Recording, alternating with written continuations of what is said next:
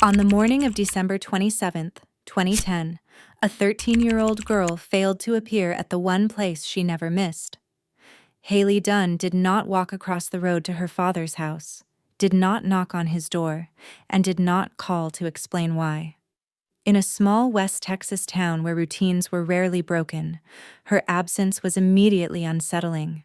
There were no screams, no witnesses, and no signs of a struggle, only silence, and the slow realization that something was terribly wrong. Hayley Dunn lived in Colorado City, Texas, a rural community of fewer than 4,000 residents. It was the kind of town where neighbors knew one another by name and children were considered safe walking alone. Hayley was born on September 26, 1997, and was remembered as energetic, confident, and outspoken. She was both athletic and playful, a tomboy who loved sports but also enjoyed music, glittery accessories, and joking with friends. Teachers described her as bright and social. She played volleyball, basketball, and softball, cheered for school teams, and played the saxophone. School mattered to her, as did her friends and family. Her parents, Clint Dunn and Billie Jean Dunn, separated when Hayley was around 10 years old. After the separation, Hayley and her older brother David lived with their mother and her mother's boyfriend Sean Adkins in a home on Chestnut Street. Despite the divorce, Hayley remained especially close to her father. Clint lived just across the road, and Hayley visited him nearly every day. Sometimes she stopped by briefly before school, other times she stayed for dinner, but she rarely missed a chance to see him. According to Clint, it was routine, something he had come to expect, without question. Christmas Day 2010 was uneventful. Hayley spent time with her family and was described as being in good spirits. She was particularly excited about a new iPod she had received and spent much of the holiday listening to music and playing video games. On December 26th, her brother left for a sleepover at a friend's house. Hayley remained at home. Nothing appeared unusual that night. The following morning, December 27th, would be the last day Hayley was known to be alive. At approximately 5:30 a.m., Sean Adkins left the house to go to work in Snyder, Texas. About an hour later, Billie Jean Dunn left for a 12-hour hospital shift. Before leaving, she checked on Hayley, who was asleep in her bedroom. Everything appeared normal. Hayley was expected to be home alone that day, and Billie Jean left her cell phone behind so the children could use it if necessary. She assumed that once Hayley woke up, she would do what she always did, walk across the road to her father's house. Hayley never made that walk. As the day passed, Clint Dunn waited. He did not hear a knock at his door. He did not receive a call or a message.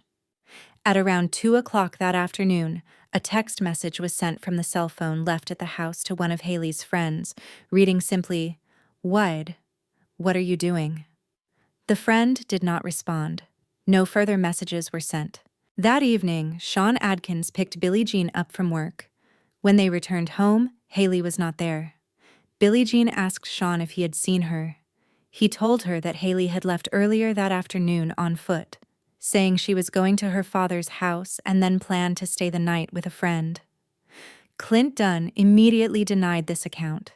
Hayley had not come to his house that day, and no sleepover plans had been made. Sean later gave a detailed explanation to investigators. He claimed that he had returned home around 3 o'clock that afternoon and found Hayley watching television. According to him, she told him she was leaving to go to her father's house and then to a friend's home. He said she left between 3 and 3:30. At the time, there were no witnesses to confirm this version of events. The next morning, December 28th, Hayley still had not returned. Billie Jean contacted the parents of the friend Hayley was supposedly staying with. They confirmed that Hayley had never arrived and had not spent the night at their home. Inside Hayley's bedroom, her belongings were untouched. Clothing, toiletries, and personal items she would normally have taken for an overnight stay were still there. There were no signs she had packed or planned to leave voluntarily. As concern turned into fear, Billie Jean went door to door asking neighbors if they had seen her daughter. No one had. Later that afternoon, a missing person report was filed with police. Initially, investigators classified Hayley's disappearance as a runaway case. This decision would later face heavy criticism, given her age, personality, and strong bond with her father. Shortly afterward, the case was reclassified as a missing child investigation. The community mobilized quickly. Volunteers searched streets, alleyways, dumpsters, and open areas around Colorado City. Media attention followed, and Hayley's face appeared on flyers and news broadcasts across Texas. Clint Dunn devoted himself entirely to the search. He spent his days combing through dumpsters, abandoned buildings, and any location he believed his daughter might be found. Friends and volunteers later described his efforts as relentless and exhausting. In contrast, some observers noted that Billie Jean Dunn and Sean Adkins appeared distant from the searches. Billie Jean stated that she struggled emotionally with searching wooded or rural areas, as it forced her to imagine finding her daughter's body. She said she preferred handing out flyers and speaking to the media. Sean Adkins did not participate in search efforts and did not distribute flyers, a fact that many found troubling. Search dogs tracked Hayley's scent through the neighborhood, leading investigators to a nearby motel.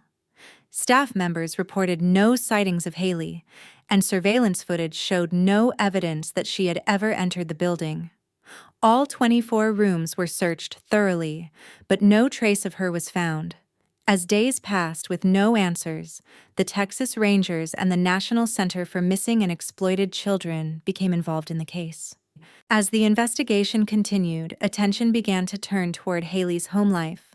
Reports surfaced of frequent arguments between Billie Jean Dunn and Sean Adkins, including prior police calls related to domestic disturbances.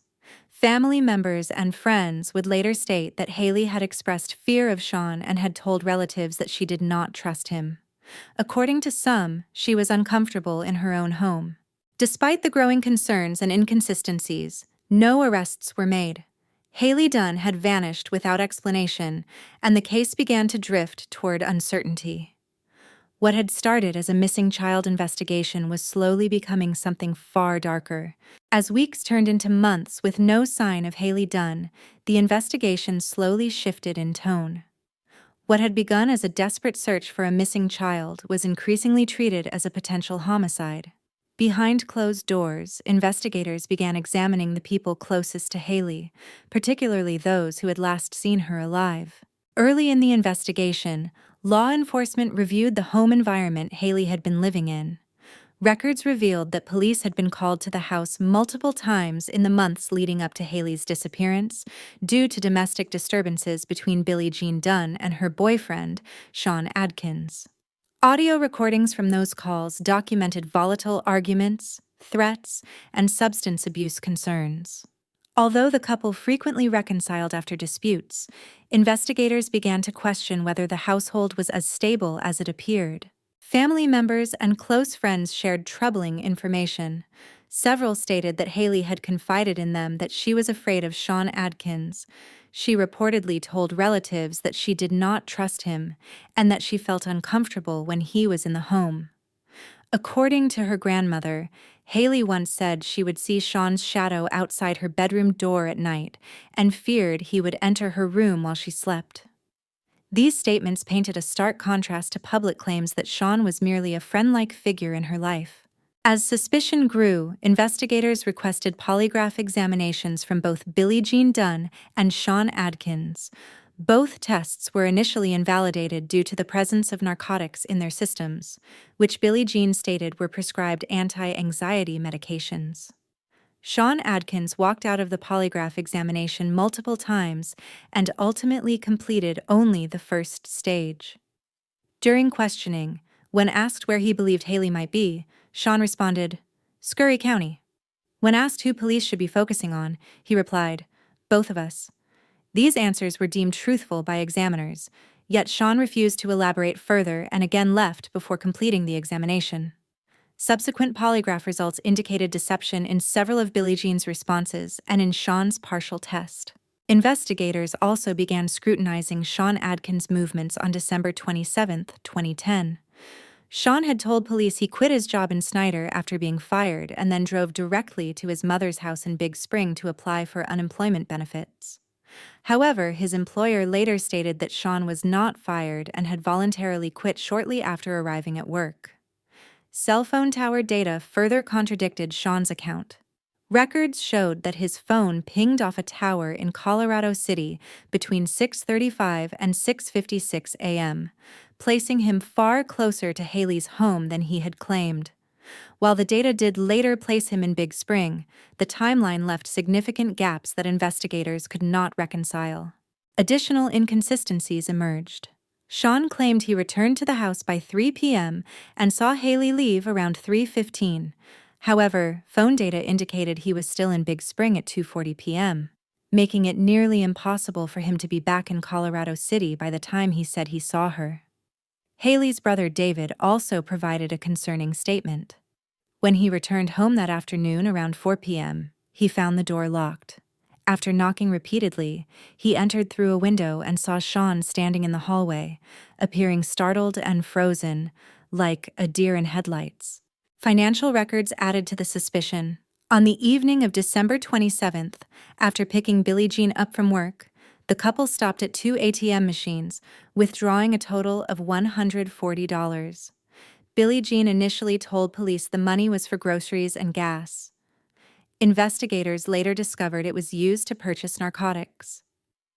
A subsequent search of the home revealed hundreds of printed articles about serial killers, sexual sadism, and family member murders. Billie Jean stated they were simply interested in true crime, but the discovery unsettled investigators given the circumstances. In March 2011, Billie Jean Dunn was arrested and charged with lying to police about Sean Adkins' whereabouts during the investigation. She later received a suspended jail sentence and probation. Not long after, Child Protective Services removed David from the home. Billie Jean and Sean eventually separated, though she would later admit that she began to believe Sean was involved in her daughter's disappearance. As time passed, public attention waned. Vigils continued, but search efforts diminished. Then, in March 2013, more than 2 years after Hayley vanished, a hiker made a grim discovery near Lake J.B. Thomas in Scurry County, approximately 20 miles from Colorado City. Human remains were found scattered across a remote area. The remains were sent to the University of North Texas Center for Human Identification. On April 26, 2013, DNA testing confirmed what the Dunn family had feared. The remains belonged to Hayley Dunn. Authorities did not publicly disclose the cause of death, but Clint Dunn later stated he was told his daughter likely died from blunt force trauma. Due to the condition of the remains and the passage of time, investigators were limited in the physical evidence they could recover. Despite the confirmation of Hayley's death, no arrest followed. Years passed with little visible progress. Clint Dunn continued to speak out, posting appeals on social media and publicly criticizing law enforcement for the lack of action. He stated repeatedly that he believed Sean Adkins was responsible, possibly with the assistance or knowledge of Billie Jean Dunn. In 2019, a significant new lead emerged. An anonymous individual contacted Clint after seeing his posts online, stating that they had found items belonging to Hayley years earlier, but had not realized their significance at the time. The items had reportedly been discovered in an area that had been searched extensively during the early days of the investigation. While details were not publicly released, the information reignited attention in the case. Private investigator Erica Morse became closely involved, working alongside Clint Dunn. Morse reported that for years, authorities had provided little communication or updates. In late 2019, she began receiving messages from women in West Texas who claimed they were being harassed online by a man using the name Casey, which she recognized as Sean Adkins' middle name. The women provided images and videos confirming his identity. When one of the victims attempted to file a police report, she was turned away. Morse responded by writing an open letter, warning that more victims could follow if no action was taken. In May 2021, the case finally took a decisive turn. The Mitchell County District Attorney contacted Erica Morse and requested a meeting with her and Clint Dunn. During that meeting, they were told that an arrest was imminent. In June 2021, Texas Rangers obtained a DNA sample from Sean Adkins. Shortly afterward, a warrant was issued. On June 13, 2021, more than 10 years after Hayley Dunn disappeared and 7 years after her remains were found, Sean Casey Adkins was arrested and charged with her murder.